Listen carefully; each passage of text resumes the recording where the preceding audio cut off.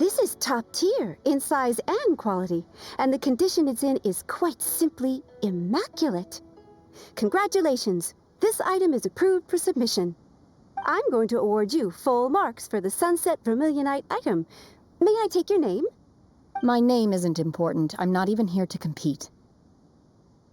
I was just delivering this for some other people. They should be here any minute now. Shenhua, and Ningguang's little helper. Ah, so you're the ones behind this. No wonder. The rarest talent turns in the rarest plastrite specimen. But I have to correct you on one point. It's not helper, it's secretary. Okay then, Miss Secretary, what do you think of the rock we found? Pretty amazing, right? In truth, it is the finest piece of plastrite we have received so far. If everything goes according to plan, we will use this piece in the foundation of the Jade Chamber, which will enable us to proceed to the next stage of construction.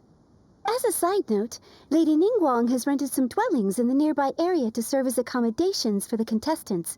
If you need a place to rest, you are welcome to stay there. Now, please excuse me. As you can see, there is still a lot of work to do on the building site. Shenhua, just now on the way over, pretty much everyone was singing your praises. Oh, really? What kind of reaction is that? So strange. Aren't you happy about it? Whenever Paimon gets praised, Paimon can't help but hold their head up high and break into a big smug smile. I've had similar compliments before. They call me an adeptus, treat me with great deference and respect, as if I'm set apart from the common folk. Yeah, 'cause that's how adepti are. At least the ones we've met are pretty unique and reclusive, too. Way different than normal people. But I am not... Shenhua?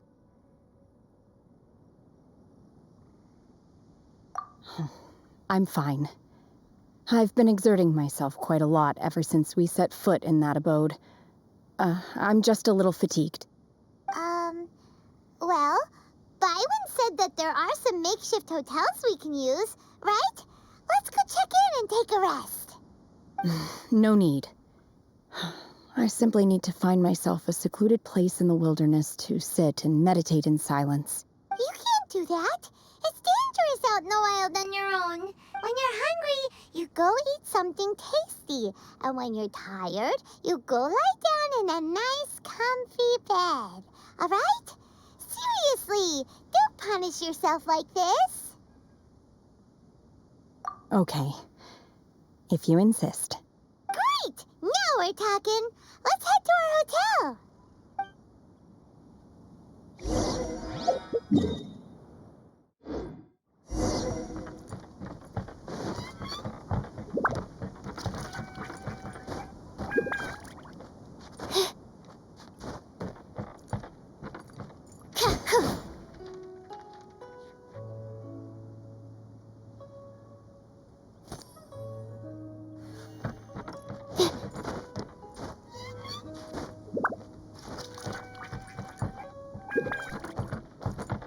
Stand clear.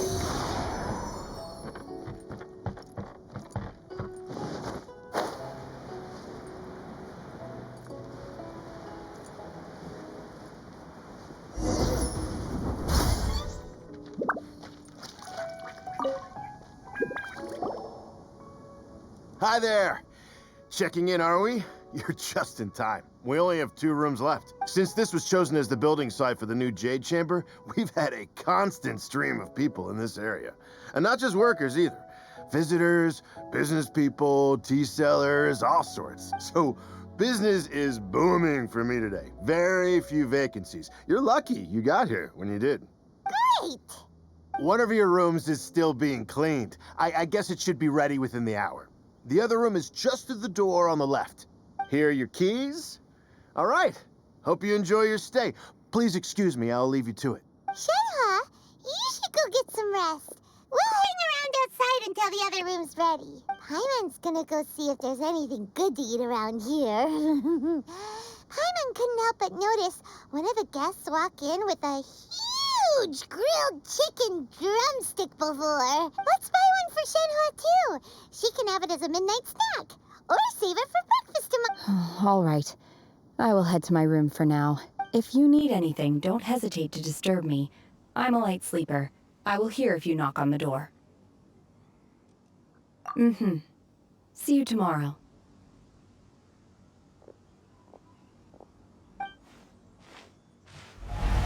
Hey! Isn't that Cloud Retainer? What's she doing here? Let's go and say hi.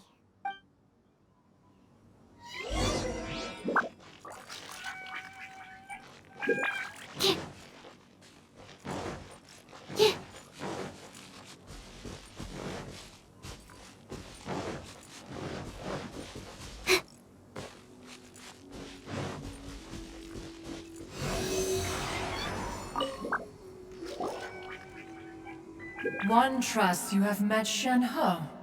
So, are you getting along quite well? So far, so good. Yeah. So, you know Shenhua too, Cloud Retainer? Naturally. Save for Ganyu, who spends the majority of her time in Liyue Harbor. All the Adepti living today are acquainted with Shenhe to some degree. Cool. So, what's her Adeptus name anyway? Calling her Shenhua feels kind of friendly, but also kind of disrespectful. So Paimon's thinking maybe it'd be better if we called her by her Adeptus name instead. Her Adeptus name? Why, pray tell, would Shenhe have an Adeptus name? Don't all Adepti have a special title they go by? On this latter point, you are correct. However, Shenhe is human. Oh, right. Wait, what? Paimon neither. This is a real surprise. Do you mean to say that she presents differently from ordinary human beings? Well, to start with, her problem-solving methods are extremely direct. Ah, yes. She was like this all those years ago when one first met her. In this respect, she has not changed. One first found Shenhe by chance in a cave. One was passing by and sensed the presence of a god's remains. Being of an ever-vigilant disposition, one entered immediately to inspect the scene. Inside was Shenhe, then aged around 6 years old. In her hand, she held a dagger with which she was confronting a monster that was the god's remains incarnate. That sounds so dangerous. When one arrived, she had already been locked in confrontation with this monster for several days.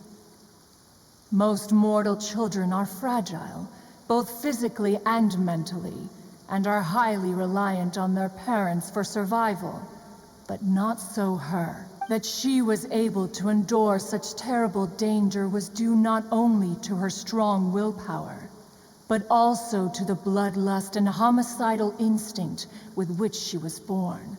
One dealt with the monster, yet she still refused to lower her guard. She even pointed her dagger in one's direction and remained ready to strike. Only after she was satisfied that one had no intention to cause her harm did she finally relent. She then passed out without uttering a single word. In other words, if you hadn't passed by that day, Shenhua might have... Not necessarily. Upon one's arrival, one could sense that the god's wrath was gradually receding. Even had the stalemate continued, one suspects that Shenhe may have still emerged the victor of the confrontation. That's still so dangerous, though. Why was a tiny little kid battling against the wrath of a god in the first place? Alas, the mortal world is rife with suffering of every kind. And she had experienced her fair share of this, even at a tender age. Seeing that she was homeless, one decided to adopt her. Indeed, it is one to whom she refers. Shenhe has an extraordinary constitution, making her well adapted to practicing the Adepti arts. All the Adepti cherished her talents, and so we were willing to train her. However, her homicidal urges did not subside with age. Rather, they grew stronger day by day. Mooncarver once performed a divination for her. He declared that her fate is to bear the curse of calamity. Consumed by malevolent energy, she is prone to bring harm to those around her. Such is the magnitude of the danger this poses, that her soul must be bound with red ropes to keep her homicidal instinct at bay. The red ropes have indeed served to keep her calmer and more content. They also seem to have rendered her somewhat inexpressive. Perhaps the red ropes are so powerful that they have suppressed some of her other emotions as well.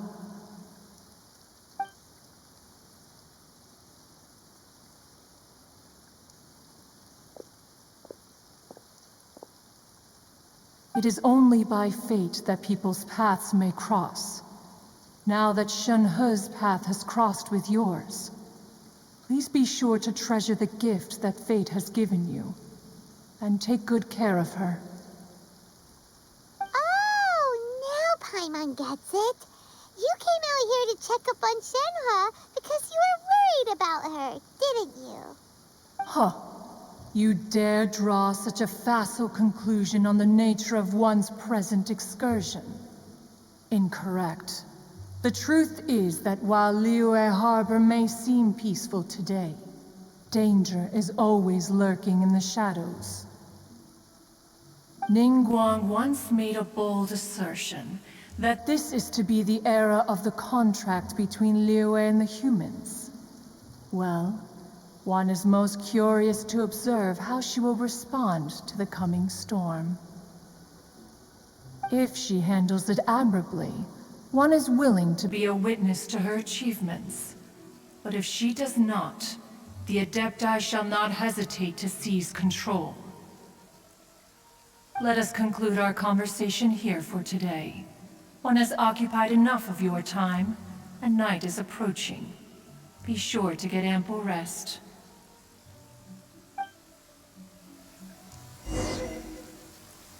So, Shenhe isn't an Adeptus after all.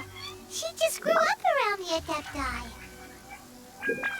A human raised by the Adepti.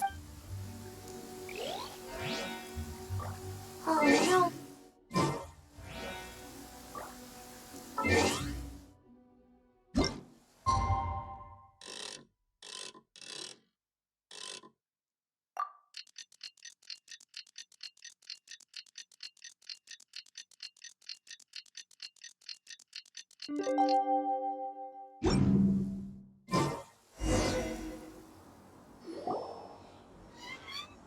Hey! So, Shenhe... Master has relayed my situation to you, I take it. Oh? How did you know? I'd intended to wait until you came back before going to sleep, but I didn't hear you come in. I was worried that something may have happened to you, so I went outside to check and caught sight of my master. On top of this, you have been acting very strangely around me this morning, causing me to suspect that my master must have told you everything about me. After all, Master is... very talkative. Sorry, Shenhe. Paimon had you down as an Adeptus this whole time, but it turns out Paimon was wrong. It's okay. I don't mind. The fault is mine for not explaining everything to you sooner, because in my experience, trying to explain is a futile pursuit. Still, though you mistook me for an Adeptus, you never treated me as distant and unapproachable. Instead, you treated me as you would a friend. For this, I am very grateful indeed. To be fair, we've met our fair share of real Adepti, too. Anyway, now it's settled. From now on, you're our friend. Whether you're an Adeptus or a human isn't the important thing. First and foremost, we're just plain old friends. Got it. Although I don't know quite what it entails in terms of what I have to do, I must say I like the title friend very much indeed. Great!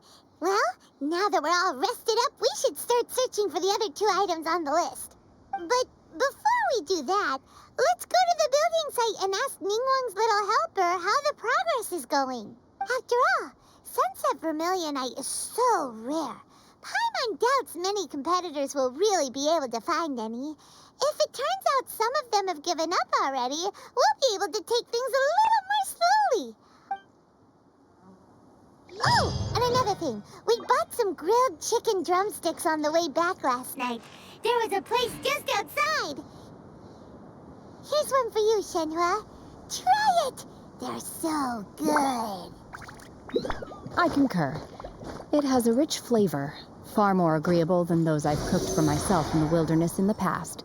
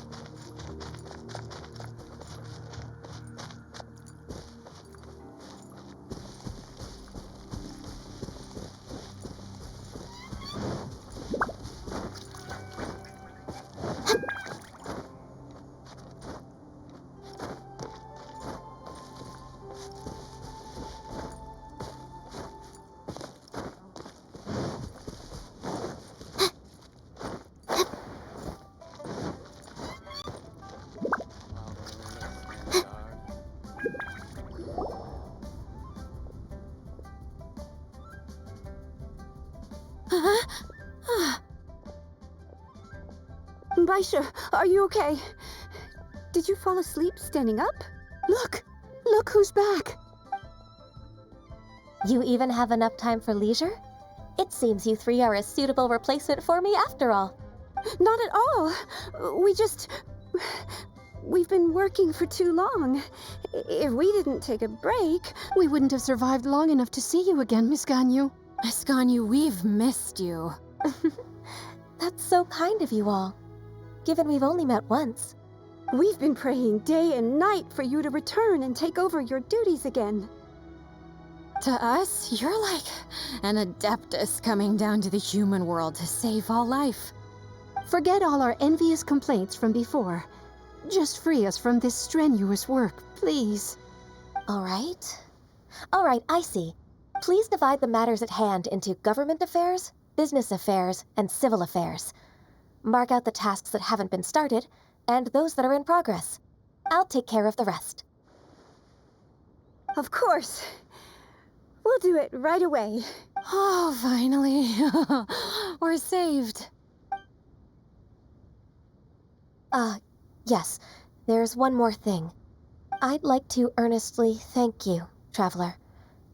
If it weren't for your companionship, I would still be embroiled in my inner conflict right now.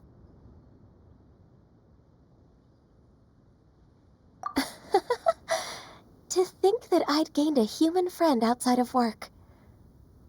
It makes me happier than I could have imagined. I'd like to repay you when I'm done with the work at hand. What would you say if I accompanied you on one of your trips? Sure, but are you ever done with work, Ganyu? Let's cross that bridge when we come to it, shall we?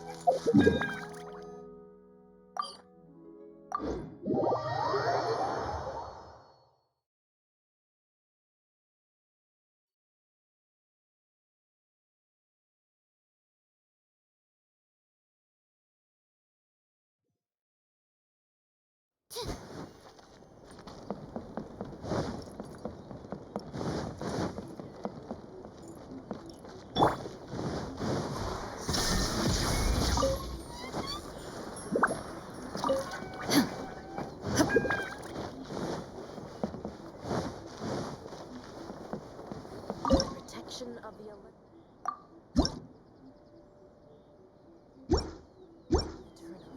See that he stays safe.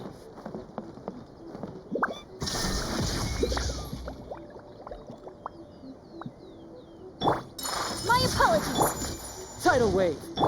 Animal test 6308. Stand clear.